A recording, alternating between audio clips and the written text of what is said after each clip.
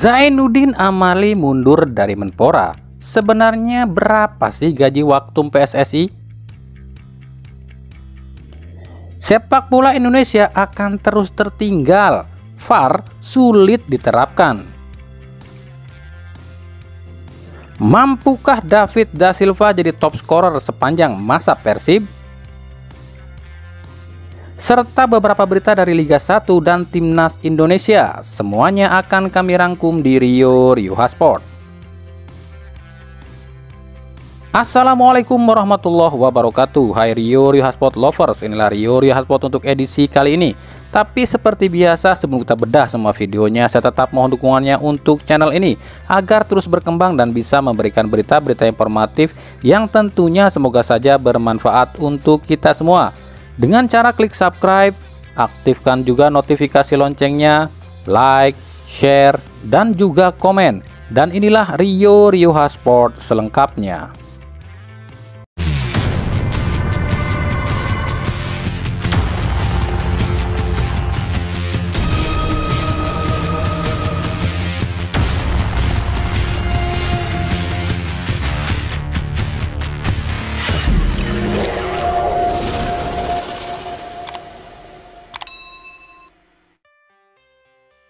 Baru-baru ini ada kabar katanya Menpora Zainuddin Amali akan mundur dari jabatannya sebagai Menpora dan akan fokus jadi Waketum PSSI saja.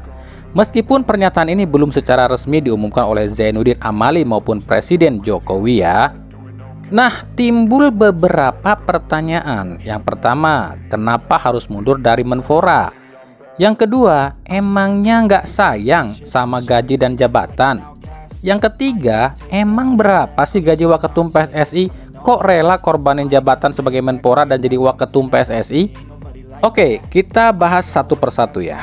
Yang pertama, pertanyaannya adalah kenapa harus mundur dari jabatan Menpora? Jika Erick Thohir yang sebagai Menteri BUMN nggak masalah ya rangkap jabatan lantaran BUMN dan sepak bola ini nggak berkaitan.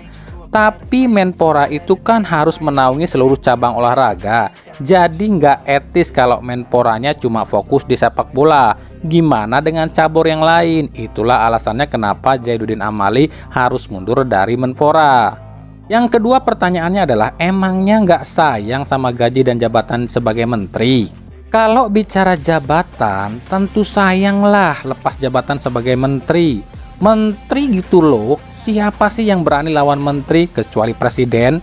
Makanya Zainuddin Amali belum resmi lepaskan jabatan ini. Istilahnya masih mikir-mikir dulu sambil tunggu keputusan presiden. Lalu soal gaji, dalam peraturan presiden nomor 75 tahun 2000, gaji pokok seorang menteri itu adalah 5.040.000 dalam 1 bulan. Kecil ya. Ditambah tunjangan menteri yang dituliskan dalam Perpres nomor 88 tahun 2001 yakni sebesar 13.608.000 per bulan. Jadi total gaji pokok menteri per bulan ini adalah 18.648.000 per bulan. Tetap kecil ya, masih kalah dong sama gaji Deddy Corbuzier di YouTube yang per bulan itu bisa nyampe 300 miliar. Ya kalau dihitung-hitung sama seserannya ya seperti tanda tangan proyek dan segala macam ya kurang lebih 30-40 jutaan lah per bulan.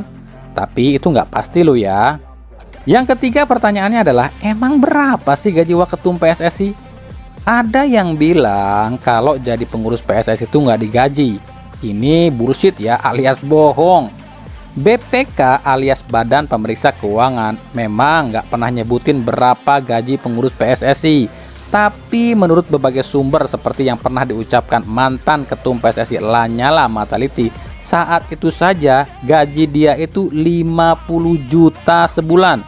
Itu 2015 loh ya. Nah kalau kata Ibul alias Iwan Bule saat dia masih jadi ketum PSSI, gaji dia itu cukuplah buat anak istri ya sekitar 75 jutaan gitulah per bulan. Nah berarti gaji ketum PSSI saat ini ya sekitar 100 jutaan itulah per bulan kurang lebih ya.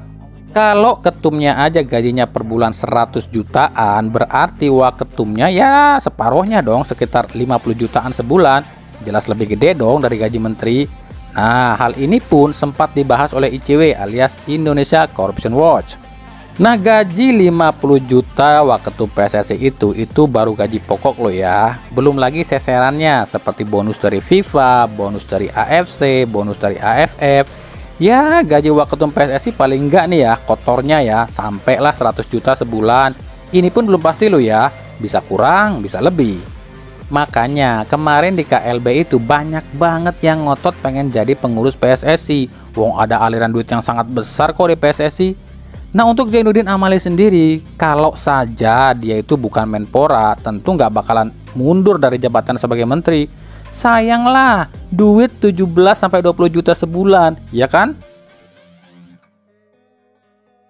Waketum PSSI Ratu Tisa kembali mengomentari soal VAR nih. Menurut Ratu Tisa, saat ini bukan masalah teknologinya, tapi masalah SDM alias sumber daya manusianya yang harus dibenahi dulu, terutama wasit. Selain VAR ini butuh sarana dan prasarana yang memadai, VAR juga butuh wasit yang ngerti soal VAR. Itu kata Ratu Tisa.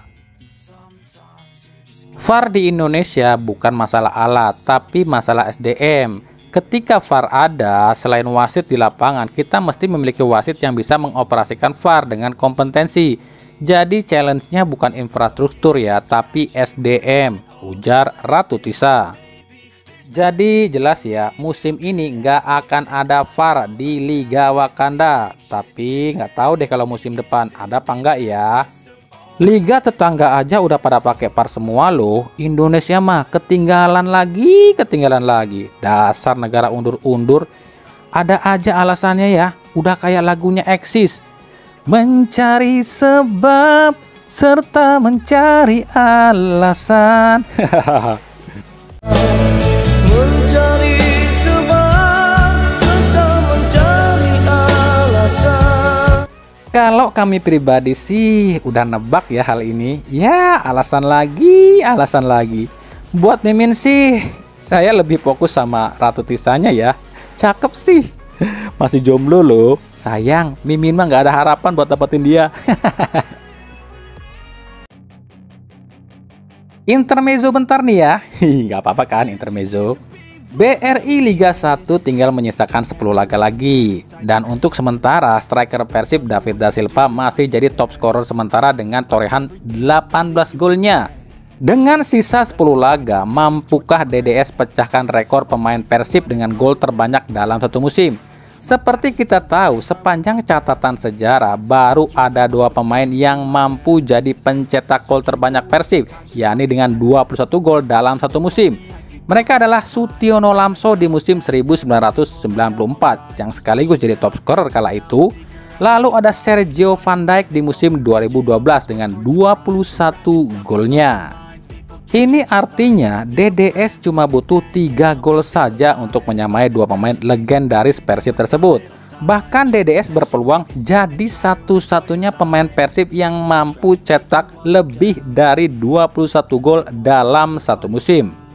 Dengan kontrak hingga 2025, DDS berpeluang jadi top scorer sepanjang masa Persib yang saat ini masih dipegang oleh Sutiono Lamso dengan 41 golnya. Lamso mengungguli Christian Gonzalez di urutan kedua dengan 40 gol dan Ezechiel Nduasel dengan 36 gol. Dan berikut daftar 10 pemain Persib dengan jumlah gol terbanyak Persib sepanjang masa. Begitupun dengan duetnya nih, Ciro Alves. Meskipun Ciro tak berperan sebagai striker murni di Persib tapi lebih diposisikan sebagai winger, tapi Ciro pun berpeluang pecahkan rekor. Tapi rekor miliknya sendiri ya. Di musim pertamanya bersama Persikabo di tahun 2019 silam, Ciro mampu cetak 14 gol dan 10 assist. Di musim 2020 yang 3 laga Ciro tak cetak gol. Nah, musim ini Ciro sudah cetak 10 gol yang artinya cuma butuh 4 gol lagi untuk menyamai torehan golnya di Persikabo di tahun 2019 silam. Tapi tentunya sulit jika harus menyamai golnya di Persikabo musim lalu dengan 20 gol. Tapi dengan fakta Ciro yang harus absen di laga-laga awal musim ini lantaran cedera, perolehan gol Ciro ini sudah dibilang cukup lah. Dengan kontrak hingga 2025 bersama Persib ya, torehan gol Siro di Persib kemungkinan akan terus bertambah. Bahkan bisa saja duet Roda ini jadi duet tertajam Persib sepanjang masa. Bagaimana menurut kalian?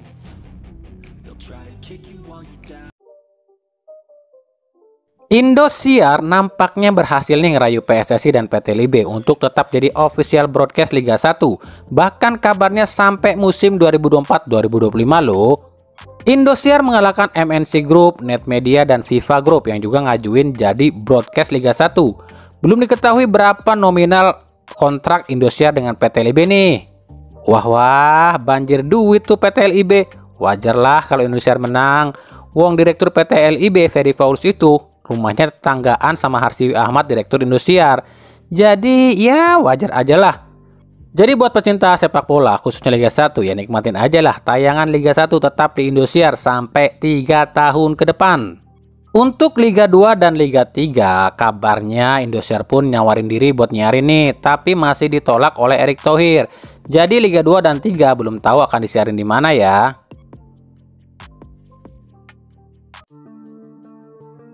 Dari Timnas Indonesia, pelatih Sintayong kabarnya mengaku setuju 100% usulan Erick Thohir menghidupkan lagi Satgas Anti Mafia Bola. STY mengaku salah satu masalah utama di sepak bola Indonesia adalah terlalu banyaknya mafia, bukan cuma di liga tapi juga merasuki ke timnas. 축구 발전에서 그런 부분에 대해서는 100% 동의한다. 발전이 상당히 저해시켰다고 보고 있기 때문에 과감하게 결단을 내려주시고 진짜 기자회견에서 얘기했던 얘기 바로 시행해주면. Tuh kan benar asumsi kami, STY ini bukan nggak bagus tapi dihancurkan oleh mafia. Siapa mafianya? Ya banyak, bisa dari orang klub, bisa dari bandar judi yang kerja sama-sama wasit, terus juga dari PSSI Indo sendiri. Contoh Ahmad Riyad dan Juni Rahman yang nggak suka sama STY. Jadi sebagus apapun STY kalau terus direcoki sama mafia, jangan harap Indonesia atau timnasnya bisa berprestasi. Contoh, pemilihan pemain aja harus melalui persetujuan pihak-pihak tertentu. Lalu pengaturan pertandingan di mana katanya ada pihak yang kalau timnas main itu timnas harus kalah. Dan itu disetting oleh oknum di PSSI loh. Sementara kalau timnas kalah yang masyarakat salahin siapa? Ya pelatih. Padahal secara logika pelatih mana sih yang nggak mau timnya menang? Cuma ya itu, mafia bola sudah terlalu banyak di Indo. Makanya STY sangat setuju nih adanya Satgas Anti Mafia Bola. Cuma pertanyaannya, Satgasnya bisa disogok nggak ya? Hihi. Salah satu contohnya di Liga Wakanda ini penuh dengan mafia. Udah banyak sih contohnya. Mulai dari tim pembuat keonaran di liga kita tapi dibelain sama federasi, tim yang nggak tahu apa-apa jadi korban, Liga 3 dan 2 jadi korban, dan lain-lain. Dan salah satu yang paling mencolok adalah yang dialami tim Persikabo. Sejak tragedi Kanjuruhan, tim asal Bogor ini belum sekalipun raih kemenangan loh. Padahal di awal musim ini sangat bagus, bahkan bisa nyodok ke papan atas.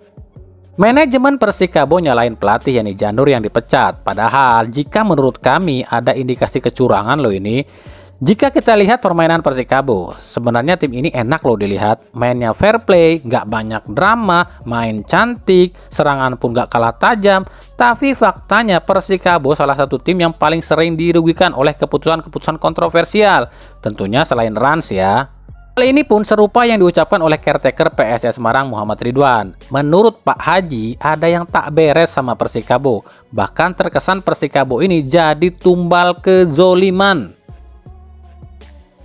Setelah kami menganalisa bagaimana Persikabo main, kami mendapatkan fakta. Persikabo ini sebenarnya tim bagus, mereka main atraktif. Makanya kami kaget kenapa tim ini belum bisa menang. Tapi setelah kami teliti, bahkan pertandingan lawan PSIS di putaran pertama, kami lihat banyak hal yang kurang fair yang dialami tim Persikabo. Bahkan dan hampir seluruh pertandingan kami merasa tim ini dizolimi, ujar Muhammad Ridwan. Saya suka orang ini nih. Meskipun bukan timnya, tapi dia berani bilang kalau salah ya salah. Tapi susah Pak Haji di Liga Wakanda mah, mafianya bejubel.